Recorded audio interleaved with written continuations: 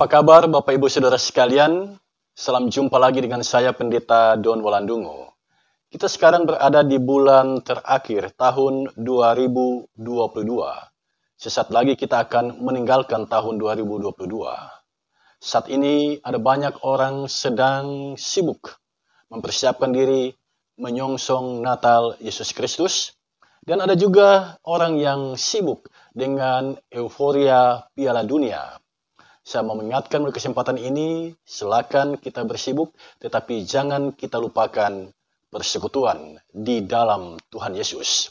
Nah, bacaan kita dalam buku MTPJ Gemim, tanggal 11 sampai tanggal 17 Desember, adalah Markus pasal 1, ayat 1 sampai ayat yang ke-8. Kita bertekun mendalami bagian Alkitab ini dalam sorotan tema, persiapkan hati, sambutlah Tuhan Yesus. Kemudian kita diarahkan untuk lebih mendalami, memahami bagian Alkitab ini dengan menjawab 3 pertanyaan. Dan melalui kesempatan ini, saya akan berbagi pemahaman yang saya miliki kepada kita semua.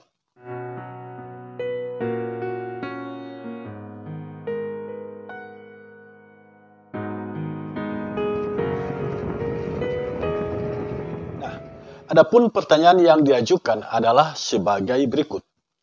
Yang pertama, apa yang saudara pahami tentang persiapkan hati, sambutlah Tuhan Yesus menurut perikop Markus pasal 1 ayat 1 sampai ayat yang ke-8. Saudara, tema persiapkan hati, sambutlah Tuhan Yesus itu mengandung 2 pengertian. Yang pertama, tema ini merupakan himbauan. Himbauan bagi kita umat Kristen agar berbenah diri menyambut Yesus Kristus. Tidak lama lagi kita akan merayakan Natal. Mari kita berbenah diri menyambut Yesus Kristus. Dan di masa raya Advent ini kita mendengarkan khotbah tentang kedatangan Kristus kembali dalam kemuliaannya. Mari kita berbenah diri menyambut kedatangan Kristus kembali dalam kemuliaannya.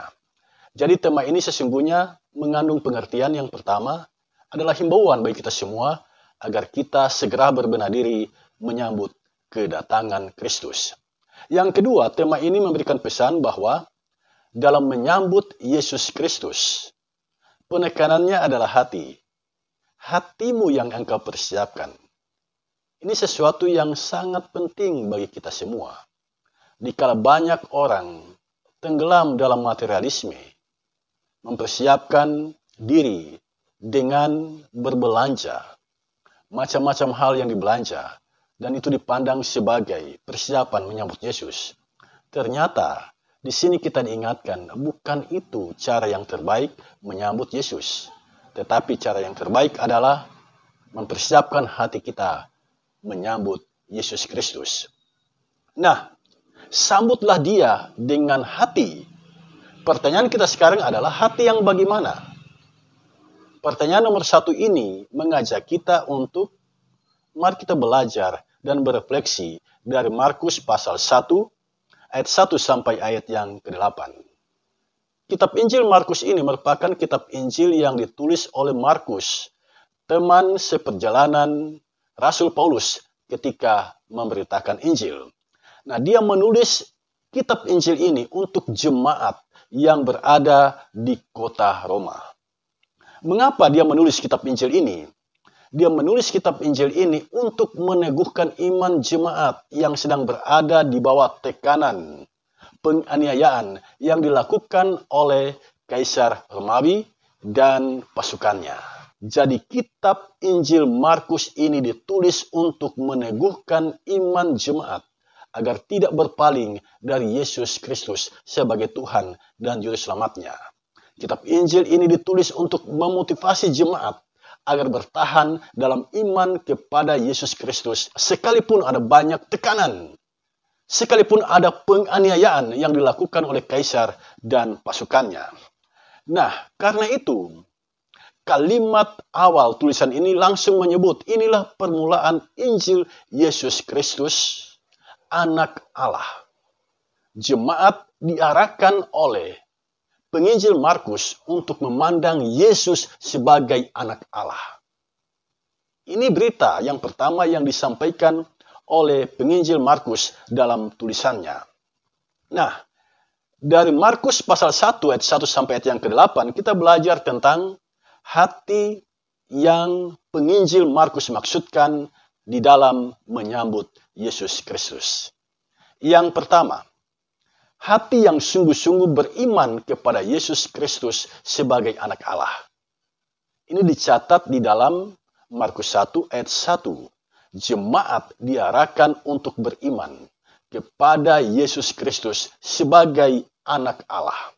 Artinya Yesus itu adalah Allah itu sendiri. Dia adalah firman yang telah menjadi manusia dan jemaat diarahkan untuk beriman kepada Yesus Kristus dalam situasi dan kondisi seburuk apapun. Nah, ketika jemaat mengalami pergumulan yang hebat berupa penganiayaan, Markus memotivasi mereka beriman kepada Yesus Kristus sebagai anak Allah. Yang kedua, hati yang lurus bersih. Perhatikan ayat 2 sampai ayat yang ketiga. Hati yang lurus bersih ini tersirat dari kutipan kitab Yesaya pasal 40 ayat 3 yang dikutip oleh penginjil Markus. Kalimat akhirnya, luruskanlah jalan baginya. Luruskanlah jalan baginya. Nah, kalimat ini menunjuk pada hati. Hati yang bengkok, hati yang tidak lurus, diminta oleh Tuhan untuk segera diluruskan. Mengapa harus diluruskan? Karena Mesias akan datang. Anak Allah akan datang dan umat diminta untuk berbenah diri, meluruskan hatinya. Hati yang bengkok diluruskan menjadi hati yang tulus, hati yang suci di hadapan Tuhan. Yang ketiga,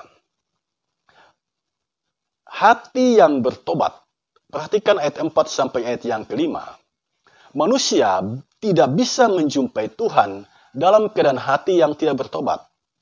Karena itu, Yohanes Pembaptis di padang gurun meneriakkan kalimat ini. Bertobatlah dan berilah dirimu dibaptis. Ya, bertobatlah. Itu yang disuarakan oleh Yohanes Pembaptis. Bertobat itu sangat penting. Sebab jika kita mau menjumpai Tuhan, kita harus bertobat dari segala perbuatan yang jahat. Yang keempat, hati yang bersahaja, sederhana, tidak bergaya hidup mewah. Dan itu dapat kita baca di dalam ayat yang ke-6. Penampilan Yohanes Pembaptis itu bersahaja, sederhana, dan tidak mewah. Jubahnya bulu unta, ikat pinggangnya kulit, makanannya belalang dan madu hutan. Makanan yang lazim pada waktu itu bagi rakyat jelata. Jadi tidak ada makanan yang mewah yang dimakan oleh Yohanes Pembaptis. Tidak ada busana yang mewah yang dikenakan oleh Yohanes Pembaptis. Dia tampil apa adanya, dia mengenakan pakaian apa adanya, dia makan apa adanya. Nah, hati yang selalu bersahaja, itu yang diminta oleh Tuhan. Hati yang benar-benar tulus apa adanya. Yang kelima, kerendahan hati. Itu yang diminta oleh Tuhan. Dan itu yang kita baca dalam teks bacaan kita saat ini. Kerendahan hati itu ada pada Yohanes Pembaptis. Perhatikan ayat 7 sampai ayat yang ke-8. Di sini tergambar jelas kerendahan hati dari Yohanes Pembaptis. Ya, jelas sekali. Saya akan bacakan bagi kita semua. Inilah yang diberitakannya. Sesudah aku akan datang, ia yang lebih berkuasa daripadaku. Membungkuk dan membuka tali kasutnya pun aku tidak layak. Aku membaptis kamu dengan air, tetapi ia akan membaptis kamu dengan Roh Kudus. Perhatikan, ada 3 hal penting yang disampaikan di sini oleh Yohanes. Pertama, sesudah aku akan datang, ia yang lebih berkuasa daripadaku. Yohanes menyampaikan di sini akan datang dia yang lebih berkuasa daripadaku. Jadi Yohanes di sini mau mengatakan, aku tidak ada apa-apanya dibandingkan Dia yang akan datang. Dia itu yang lebih berkuasa, dan itu adalah Yesus Kristus. Yang kedua, membungkuk dan membuka tali kasutnya pun aku tidak layak. Luar biasa saudara sekalian, penghormatan yang diberikan oleh Yohanes Pembaptis kepada Yesus Kristus. Membungkuk dan membuka tali kasutnya pun aku tidak layak. Sebuah kerendahan hati yang luar biasa. Orang yang rendah hati itu seperti itu. Dia sangat menghormati orang lain. Dia sangat menjunjung tinggi orang lain. Yang ketiga, ayat 8, aku membaptis kamu dengan air, tetapi ia akan membaptis kamu dengan Roh Kudus. Di sini Yohanes Pembaptis merendahkan diri. Dibandingkan Yesus, aku tidak ada apa-apanya. Baptisanku hanya baptisan air, tetapi Dia akan membaptis dengan Roh Kudus. Baptisan air itu hanya tanda pertobatan, tetapi baptisan Roh Kudus itu adalah penebusan dan penyelamatan yang dilakukan oleh Yesus Kristus Tuhan kita. Nah, saudara sekalian, itulah jawaban atas pertanyaan nomor 1. Nah, sekarang mari kita masuk pada pertanyaan nomor 2. Di sini tertulis, mengapa kita harus mempersiapkan hati untuk menyambut Tuhan Yesus, baik pada masa Raya Advent maupun dalam menyambut kedatangannya kembali. Saudara, mengapa hati yang harus dipersiapkan? Mengapa hati kita yang harus dipersiapkan? Ini adalah pertanyaan yang menarik, saudara sekalian. Nah, sebelum kita menjawab tentang hal ini, kita harus paham dulu apa yang orang Israel pahami tentang hati. Ternyata bangsa Israel memahami hati itu merupakan pusat pertimbangan manusia. Jadi ketika manusia berproses mau mengambil keputusan, proses itu terjadi di dalam hatinya. Sampai tiba manusia mengambil keputusan. Nah, jika manusia sudah mengambil keputusan, keputusannya itu mempengaruhi perilakunya. Jadi perilaku kita sesungguhnya berakar di dalam hati kita. Apa yang kita lakukan, semuanya itu digerakkan oleh hati kita. Karena itu, persiapkan hatimu di dalam menyambut Yesus Tuhan kita. Dari hatilah kita mengambil keputusan, dan pada akhirnya perilaku kita itu boleh terjadi berakar dari hati kita sendiri. Jadi seperti apa perilaku kita, itu mencerminkan hati kita. Nah, yang menarik adalah Tuhan menjumpai kita melalui hati kita. Tuhan berdiri di depan pintu hati kita. Dengan memahami hal ini, kita pun mengerti mengapa dalam menyambut Yesus yang harus kita persiapkan adalah hati. Kita pun paham mengapa dalam menyambut Yesus yang kita persiapkan adalah hati kita. Saudara, ada beberapa jawaban atasnya mengapa yang harus kita persiapkan adalah hati. Yang pertama, keputusan yang engkau ambil itu berlangsung di dalam hatimu. Dan keputusan itu mempengaruhi perilakumu. Jadi, pertobatan itu dimulai dari dalam hatimu. Dimulai dari dalam dirimu. Itu yang pertama. Yang kedua, Roh Allah berbicara melalui hatimu. Dia mengetuk pintu hatimu. Masih ingat kesaksian Wahyu pasal 3 ayat 20? Saya akan bacakan bagi kita semua. Lihat, aku berdiri di muka pintu dan mengetok. Jikalau ada orang yang mendengar suaraku dan membukakan pintu, aku akan masuk mendapatkannya dan aku makan bersama-sama dengan dia dan ia bersama-sama dengan aku. Yesus berdiri di depan pintu. Dan pintu yang dia maksudkan di sini adalah pintu hati manusia. Yesus ada di pintu hatimu. Dia berdiri dan mengetok. Jika engkau membukakan pintu, dia pasti akan masuk ke dalamnya. Jadi Roh Allah itu berbicara melalui kita di dalam hati kita. Yang ketiga, Tuhan berkenan atas hati yang tulus seperti merpati. Tanpa ketulusan hati, engkau tidak berkenan di hadapan Allah. Tanpa ketulusan hati, engkau tidak mungkin berjumpa dengan Allah. Di dalam khotbah di bukit, Yesus bersabda, dalam kitab Injil Matius 5 ayat 8 itu ditulis, berbahagialah orang yang suci hatinya, karena mereka akan melihat Allah. Itulah jawaban untuk pertanyaan nomor 2. Nah, sekarang kita masuk pada pertanyaan nomor 3.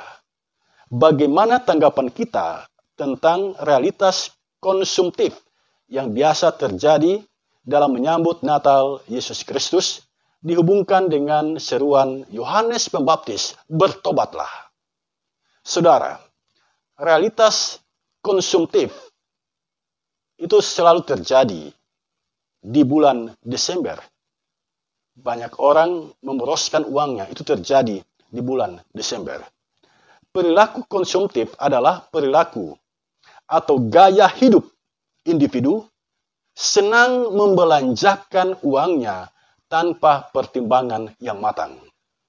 Jadi dia mengeluarkan uang tanpa melalui perencanaan yang matang. Dia keluarkan saja, dia belanja saja, apa saja dia belanja.